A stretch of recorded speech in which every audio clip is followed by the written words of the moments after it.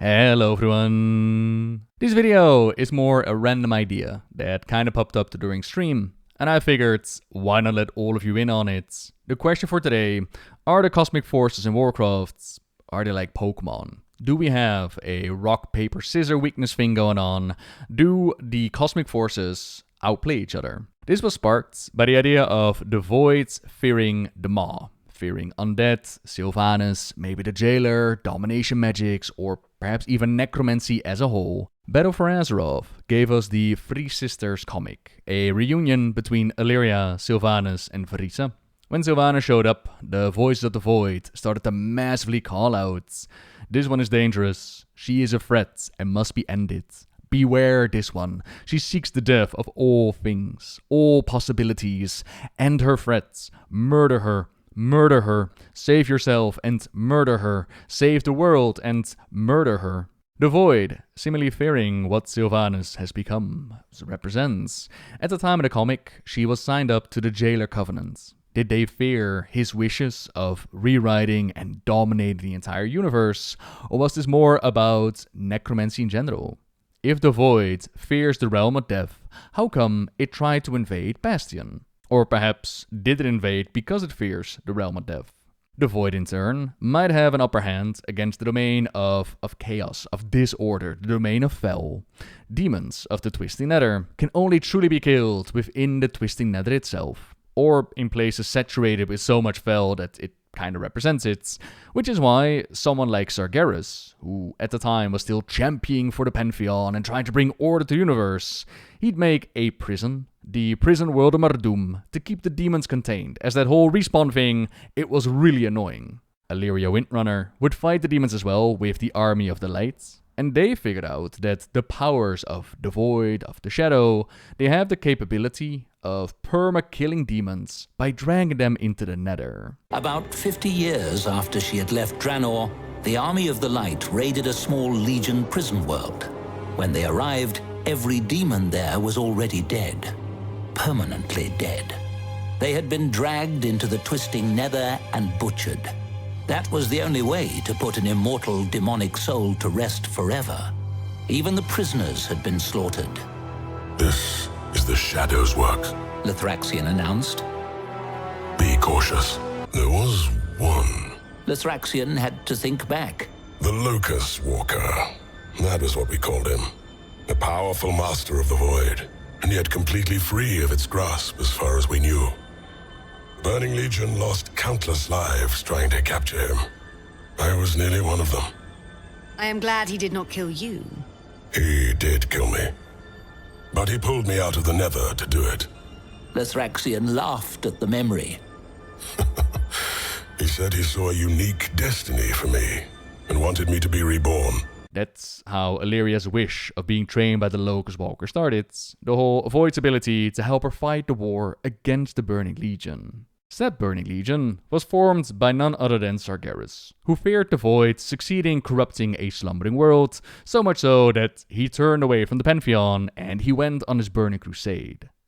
Better to have the universe purged by him instead of the Void.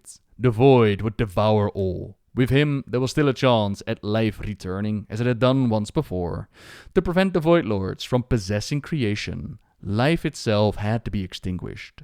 He broke open the prison world of Mardum and offered the demons the chance to serve him. Tearing the prison asunder, spilled its wrathful denizens into the great dark beyond.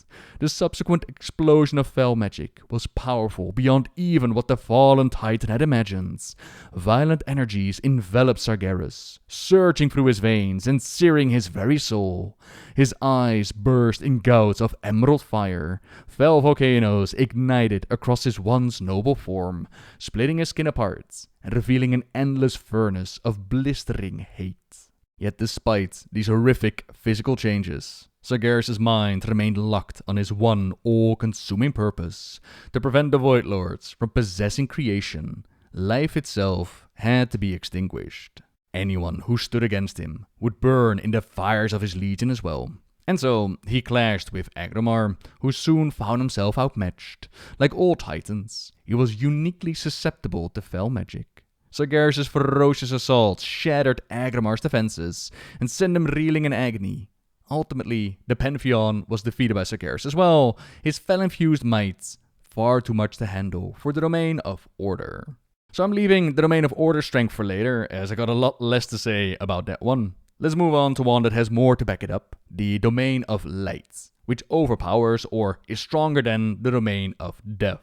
This goes back to stories like the Ashbringer, where Alexandros Mograine turned the undead into ash and earned himself that title, or more recently in Revendreth, where the Venveer, for some reason, they started a war with the Domain of Light, ending with a whole chunk of their domain being bathed in its powers. They can't walk around in it for too long, madness of the waste, but it has become a little bit muddied, with the addition of the lights being able to heal the undead, which apparently hurts them a lot, but they go through it anyways. And then there is Kalia Menethil. She is actually undead, but resurrected in the light, which is quite interesting, but I'd still give the light the upper hand against death and undeath. Necromancy is the art of animating unliving flesh. Here in Maltraxis, we use the magic of death to accomplish our craft. But whether these rituals are empowered by death, or light, or any other magic, necromancy is necromancy. You perceive a difference where there is none, child. Then the final two, who are more, positioned due to elimination, rather than having a lot to say about it. Order could have an upper hand against the Domain of Life, supported by the idea that when the Titan Agramar found the planet of Draenor, life was overtaking it. So he took action to bring balance and order to the planet. He created the Grant to do this task for him, which was successful, although it meant the destruction of the Grant, which led to evolutions like the ogres and the orcs, but at least the planet was not fully overrun by the Evergrowth anymore. We also have Amantul ripping out Alun Ahir, the tree gifted to Eonar by her beloved Alun, under the guise of, this is chaos, this does not belong, and the potential of them claiming chunks of the Domain of Life, bringing order to sections of it, which we would call the Emerald Dream, which leaves the Domain of Life being stronger against the Domain of Light, purely by elimination, because I can't really come up with arguments as to why. Plants and life, they thrive under the power of Beladar, under the lights. If the lights would have to fight against life, it might find itself adding its powers and strengths to it, whereas life, it might be able to keep on growing and expanding, eventually snuffing out the lights. It's hard to say.